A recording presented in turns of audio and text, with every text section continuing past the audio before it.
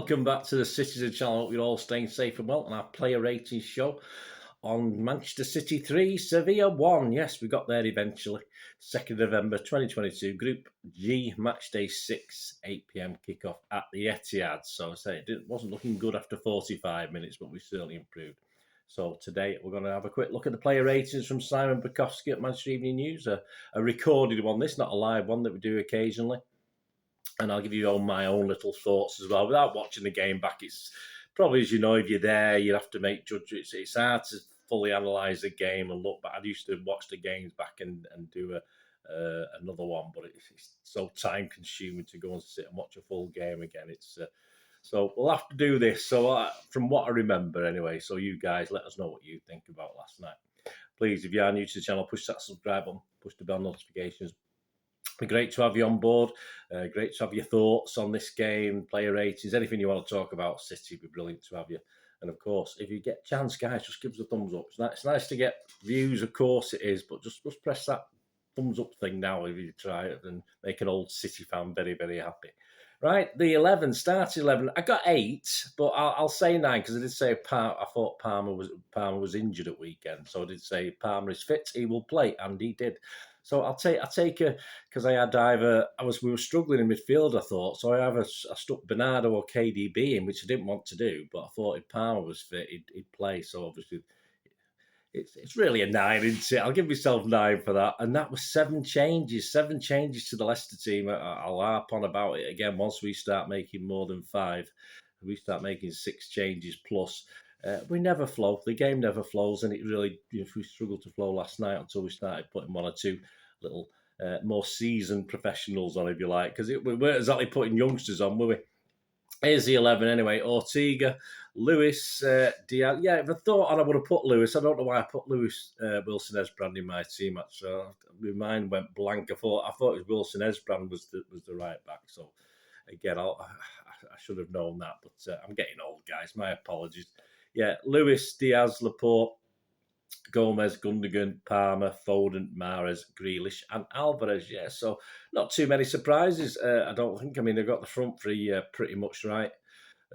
Gomez, yeah, absolutely got that right. It was just Diaz and Laporte, really. I think I had Aki in there. I thought Aki might have got another game, but this might mean he's playing against Fulham now on Saturday. The subs: Edison, Carson, Stones, Aki, Cancelo, Rodrigo, De Bruyne, Bernardo, and Wilson-Esbrand. Right, the ratings. We'll start with Simon Bajkowski, then I'll give you mine. I've not been cruel tonight. I could have, I mean, you think about that first half, it was awful. I mean, not many players would have been getting much more than a 4 or a 5, but I've tried to be philanthropic. Is that the word? I don't know what the word is. I've tried not to be churlish anyway. So I think 2 or 3 of the players have probably got slightly higher marks than they may deserve, but based on the overall team performance. But hey, let's go for it. I think Simon's been generous as well at times. Right, Simon says, Ortega, helpless for the goal he was, and produced an audacious chest down from a ball outside the box in a move Edison would have appreciated. He's given a 7. Well, all right, 7 for a chest down. I'm not too sure about that. Did what he had to do, couldn't do much with the goal. No, all right, should he have come for it? Probably, I mean, it floated, didn't it? I mean, it certainly wasn't whipped in, was it, the corner? So he had time perhaps to come to it, but you won't see Edison coming for that anyway. So, yeah, I'm not going to say too much about that, but really not much else to do. There was a chance very late on that he sort of fortunately went over the bar. He could have easily let another goal in then, Ortega. It was all right. As I was saying, I'm going to give him 6.5, but I think Simon with the 7's got a bit carried away there. Lewis, well, there we go. What a moment for him just to start, says Simon. I agree. But then not just score, but score a goal as good as that. Yeah, he took it very well, hit the target. Goalkeeper was a bit unresponsive. I don't think he's a good goalkeeper anyway. I don't think this guy's that great. When you get it whacked at you like that, you have to react very quickly, and he just didn't. It was just far enough away, a foot or 2 away for him to actually react and save it. Simon's given him an 8, Rico Lewis. I mean, I'm going to give him a 7.5. I thought he on the night we've seen him before. He's Pep's sort of defender, isn't he? Likes to get forward. That's all we can say. And why not be a good understudy for Walker and actually coming to the reckoning now? And obviously Cancelo is in theory a right back. didn't, from his youth and enthusiasm carried him through. That helped last night. I'd like to see a lot more of Rico, but great goal, great game. Yeah, 8 from Simon, 7.5 from me. Diaz, sloppy, said Simon, for the Sevilla goal, and lost some duels needlessly and improved in the second half. He's only given a 6, so I'm going to give him a 6.5. I personally, because of this zonal marking that we have, I don't think particularly he was to blame for the goal. Yeah, he was one of the nearest defenders to the goal. Was it Maya, whatever, the guy who scored, the guy who scored, but. I thought it was more Gomez was supposed to be in that area than perhaps Diaz. So I'm not going to have a downer on him for that. And he had a couple of good. He tried to bum one in, didn't he? He got his arse to one. Just went wide of the poster corner. If that had been a Sean Goulton, it would have ended up in the back of the net from his bum, but not for Diaz. And I think he had a header. He had a good header saved as well, didn't he? So yeah, I'm going to give him a 6.5. I don't think he was as bad as Simon says. Laporte, Simon says, always looking to push City forward on the ball and was solid defensively. Yeah, again, steady for me. 6.5. I've given him a 6.5. Simon's given him a 7. I just thought it's 7. As I say, in the same way Diaz got 6.5, I'll give Laporte 6.5 as well. Gomez, yeah, Simon says, poor marking for the goal. Well, yeah, but you blame Diaz, mate. As he watched Rafa Mir, that's it, Mir, isn't it? Jump and head the ball. Couldn't offer much going forward. No, he had a couple of sort of, because he can hit the ball. He can hit the ball, Gomez. We've seen little hints of that. A couple of blasts, but I think they got blocked well before they worried the goalkeeper.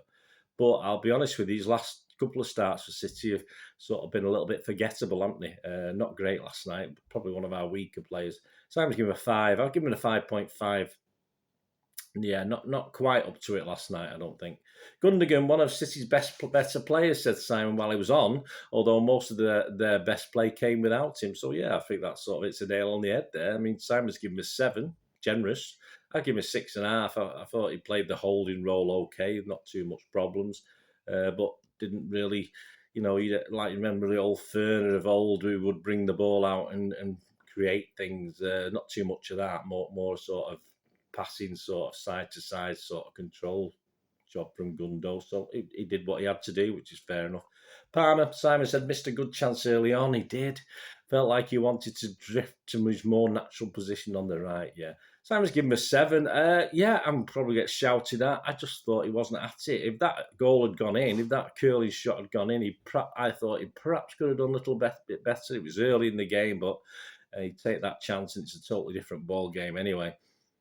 But I'm giving it a 5.5. I thought he had a chance. He had a chance, Palmer, last night. I don't think he did enough, but it's not particularly his fault because I thought all the City team were not quite at it that first half, as I've already stated. So, but yeah, I don't think he did that much to shine last night, which is unfortunate. We want to see Palmer doing a lot more than that. Foden, Simon says, City's brightest player in the game, looking sharp and always trying to create. He's given him an 8. Yeah, I don't think he was an 8. I've given him a 7 only on the fact that, yes, he was probably one of 2 of our better players in a very poor first half, and he kept going and added to our more attacking philosophy and more success in the second half. So I am going to give him a 7 because I thought he was one of our better players overall, Foden. Mahrez, yes, Simon says, scored the third after it was put on a plate for him. Oh, he's got to score it, mate. There's no need to be nasty about it. But another frustrating evening. Well, yeah, I agree then with that bit, but I think it's been a bit cruel on him. He scored the goal. He was there to get the goal. Simon's given him a 6, though, which is generous. As I said, I think Simon's been a bit generous tonight. Got carried away with the victory. But, yeah, I've given him a 6.5, only because he scored the goal. But, yeah, I mean... anywhere from 4 to 5.5 normally, but I'll give him 6.5 because he scored the goal. He kept going. He was still on the pitch, and that's all we can say. And he traps that ball beautifully out of the sky, doesn't he? Which is always nice to watch. You just know it's going to happen. It's a shame he doesn't do a lot more with it, but I'll be kind to him. Even now looking at that, I don't know why I've been overly kind to him, but yeah, I'm going to give him a 6.5 because he scored a goal. Grealish, Simon said, got the fans off their feet with a few enterprising runs, but was unable to produce a goal threat. Yeah, as in Phil Foden, I thought he was possibly our best player or one of the better players in that first half, but it didn't lead to anything, did it? He certainly had a go. He took players on, but yeah, to say he's one of our better players in that first half isn't really saying much, or to say he was the best player because it was pretty dire. Simon gave him a 6, I'd give him a 6 as well. On to Alvarez. Well, this is an interesting one. Simon sums it up, really. Statistically, 2 assists and 1 goal. Brilliant. A very good second half for the Argentina. Looked better with better players. As I said, a lot of the players looked a lot better the second half. Simon's given him an 8. I'm going to give him a 7.5. Personally, I thought he had a half to forget, the first half, and then followed by one to sort of remember, because he had a cracking second half, a great goal, took it really well. We saw some of the video of River Plate, and he scored those sort of goals into the roof of the net. So he knows where to put it when he gets a chance, that's for sure. But as I say, a tale of two halves for Mr. Alvarez. If he'd been hooked at half time, we would have been left feeling a bit disappointed yet again. But no, he pulled it. As I say, he was involved in most things in that second half. All credit to him. The substitutes, Rodri for Grealish for the second half on 46 minutes, helped turn the game. Well, yeah, I mean, I thought it was going to be a double pivot when he lined up, because I thought Rodri and Gundo were sort of falling over each other, but then they sort of eventually, Rodri sort of settled in a little bit more, and Gundo pushed a little bit more forward.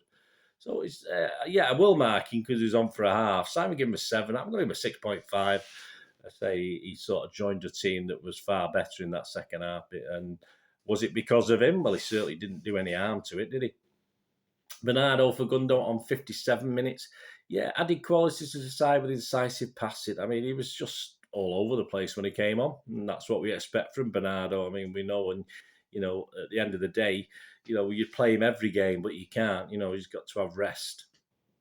So, all right, he played for 30 minutes last night, so that's fine. He should be able to start against Fulham. Simon's given him a 7. He said he had incisive passing. He did incisive passing, incisive dribbling. I don't remember him losing it. He may have done once, at least once, but I can't remember. So he's on for half an hour. So Simon give him a 7. I'm going to give him, I'm going to give him a 7 just for that half, because it was a big difference in that second half. Simon Wilson Esbrand. Simon said for Gomez, he came on in 70. Steady on the ball, happy to take his defender on. Yeah, I like Wilson Esbrand. I didn't see anything poor last night when he came on. Simon gave him a 7. I'm not going to mark him. He was on for less than half an hour.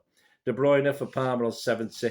Simon said, did more in his first 4 minutes on the pitch than most managers in total. Yeah, he did. A great assist, of course, although there's still work to do with that one for Alvarez, but a great assist, great goal. Simon gave him a 7. Yes, I'm not going to mark him, but you bring someone like that on in a game like that against a team that's tiring or running out of steam, he's going to cause problems. Cancelo for Lewis on 86 minutes. Simon said no time to mark. Well, no, probably not. Did you? I think he had one okay. I remember him doing one okay thing. I remember thinking, oh, that was good, Cancelo, but that was about it. And not used Edison, Carson, Stones, and Aki, and the City man of the match. I think I will agree with it. I'll be a bit mean not to. I thought I could say a couple of players played very, very well. He's gone to Lewis, the City man of the match, and obviously I'll give Lewis the City man of the match as well. Youngest scorer on his Champions League debut, I think, in history, and the fifth youngest Englishman to make his debut in the Champions League or something like that. So yeah, I think Rico Lewis, and he got a great reception as he walked around the ground to go off as well. So we got the old. Took ages to think up that chant, Rico. I mean, it took ages, and so it took a lot of putting together that chant by the City fans, that's for sure. Anyway, please let me know your thoughts, let me know your scores, let me know your man of the match. It'd be great to hear from you. And please check out my Talking Points show, which, as you're watching this, is going to be available a little bit after. If you're watching this a few hours after it's done, it should be available now, so seek it out. Just push that button, get on, have a look at all my vlogs, some great history vlogs coming up while the World Cup's on as well. So, as you know, Citizen Channel never shuts down, not like others. We never shut down. We're here 364 days out of 365.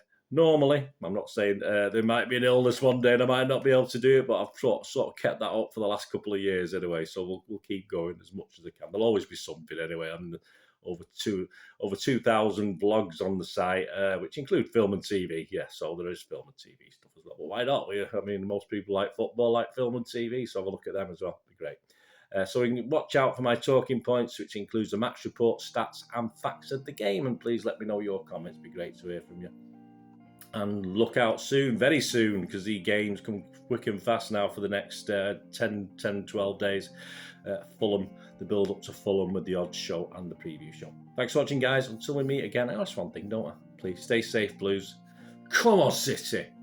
Bye for now.